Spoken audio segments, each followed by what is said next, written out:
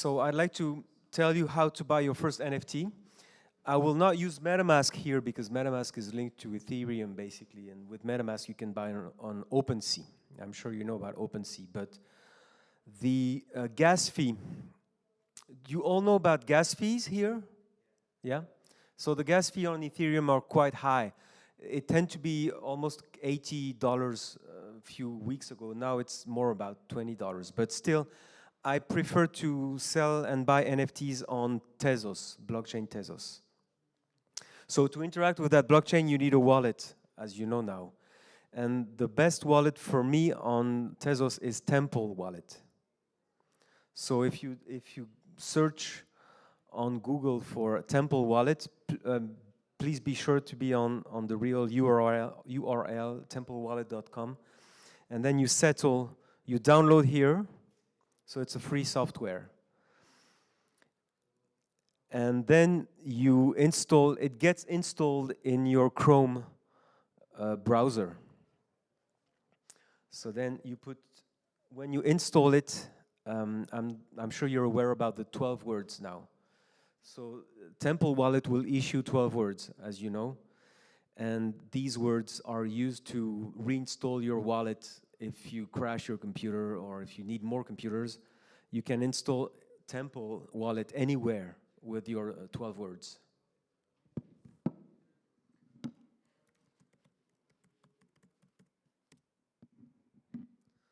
So here I put my password, and I'm sure you don't see anything. Okay, I'm trying to open it here.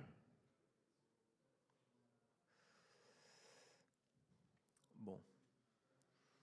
It's here, okay, on the right, and it says that I have 13 or 12, I don't know, TEZ, T-E-Z, and T-E-Z. T-E-Z is the cryptocurrency of Tezos blockchain. And it's a nice blockchain for NFTs because there's no fee. There's like 1 cent of gas fee. And so artists, they sell their artworks for very cheap. So I like to go on, so the most famous is object.com, objkt.com.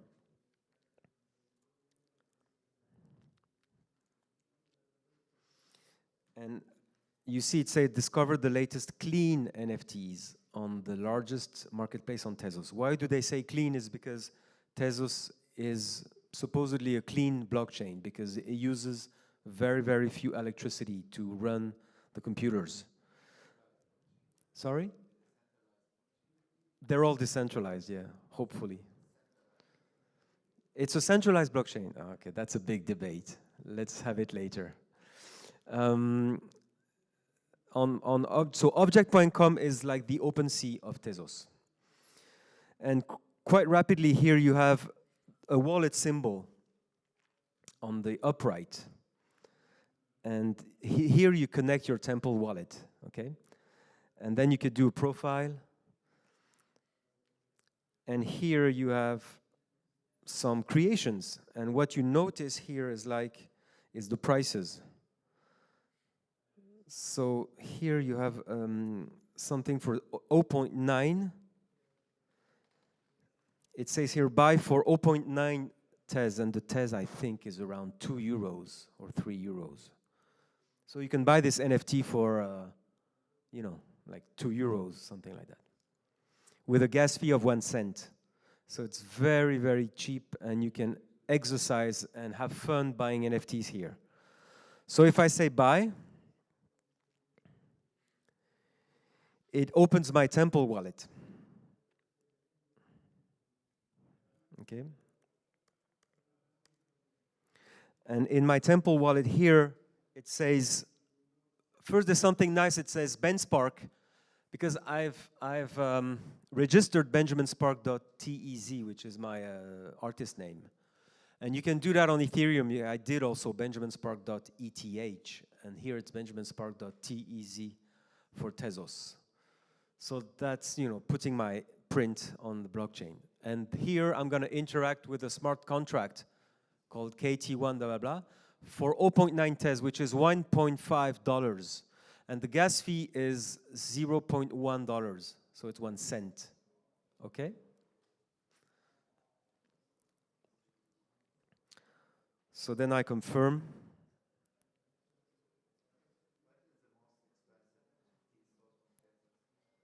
I've heard about artists selling for you know, 10 or 20 thousand dollars, something like that. That's market manipulation. We're gonna talk later about that. It's bought. If you see here again, buy. It's maybe here it says your purchase was successful. Here you go to actions. You have actions and you have owners. And you see here all the owners. Why do you have so much owners?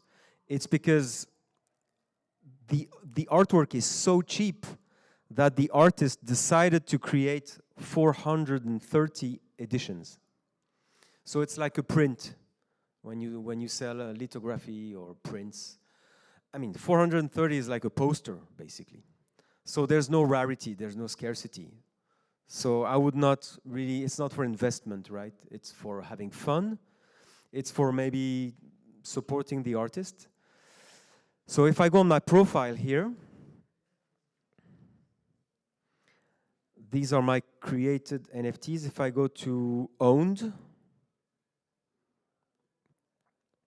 I think I have to wait for a few minutes and I have to refresh my browser.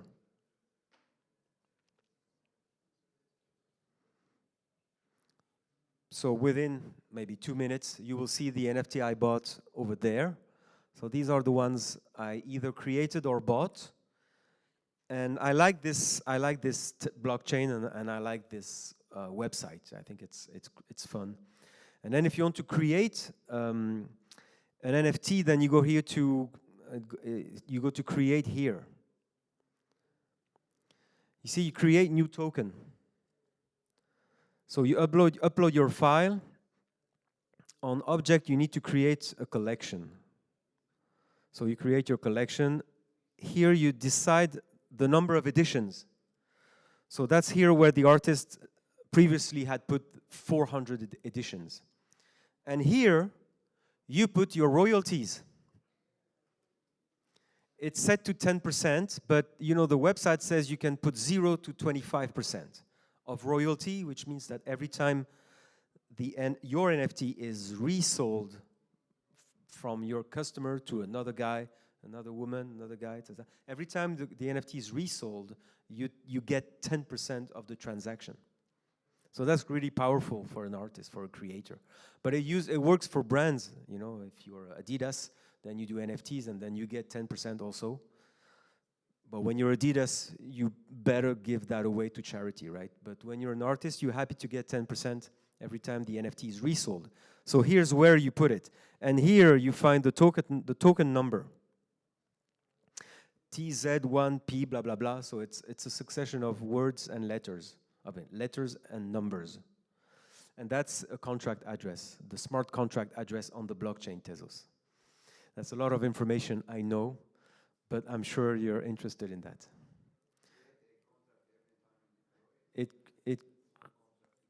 No, actually, it's more, yeah, it's a good question. It's supposed to create a new contract, but actually, object.com has created all the contracts. And we as artists are using the smart contracts of object.com. So sometimes it's a subcontract of object. But basically, that's my workshop. I just wanted to show you how to buy and sell your NFT. If you have any questions. Beautiful. And what is the value of those NFTs that if we are buying them only like for a few euros or whatever currency, like where? What's the value you mean for? Because remember I asked you about the volume, but we can see that it's dropped and that's how I remember you. Yes, exactly. So on OpenSea we see this drastic drop. So what happens in a place like here, like in Tezos, like where the prices are completely different and it's not so recognized place? It's a new place. There's so much less speculation on Tezos, on object.com. See here, the first NFTs you see on the first page is 10 Tez, which is like you multiply by 2, maybe 20 euros. Here it's 2 TES, 1 TES. It's 0.5 today? 0.5, okay. So 1 TES is $0.5. It's 1.5, okay. Because with the bear market, it never stops going down. So you see the prices are not really, you don't speculate here. You like creators, you support creators here. So that's why I like this website. And there's another one called hic.af. hic.af. It's another marketplace. It's a competing marketplace on Tezos.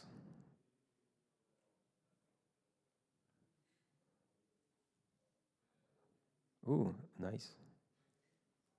It's funny because there's Bob L'Éponge, SpongeBob, watching the ladies here. So here prices are. Tiens, let's stay SpongeBob.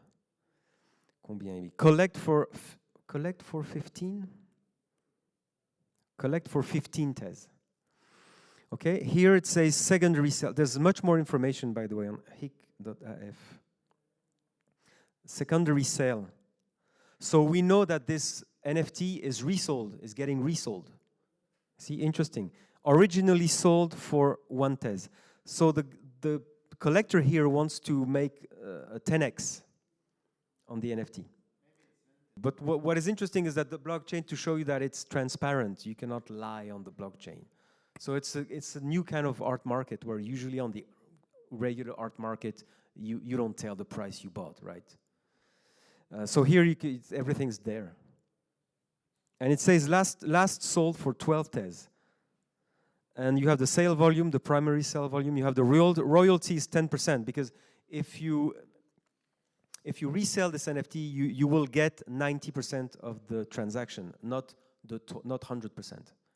10% goes to the creator forever, the first creator. And this is the whole transaction chain. It's time. It's time, but maybe we can take one more question. One more question. The lady on the front. How does your artwork get popular? You create it, and it's on this site somewhere, probably on page 50, because you're not known and you created your first NFT. How do you make sure? How do people start buying it? Just because they think it's nice, or because they know you, or how do you? That's a very good question. The answer is there. Social network. If you don't have a huge community, you won't sell any of your NFTs. You need a huge community. You need to interact on Twitter, which is the social network for NFTs.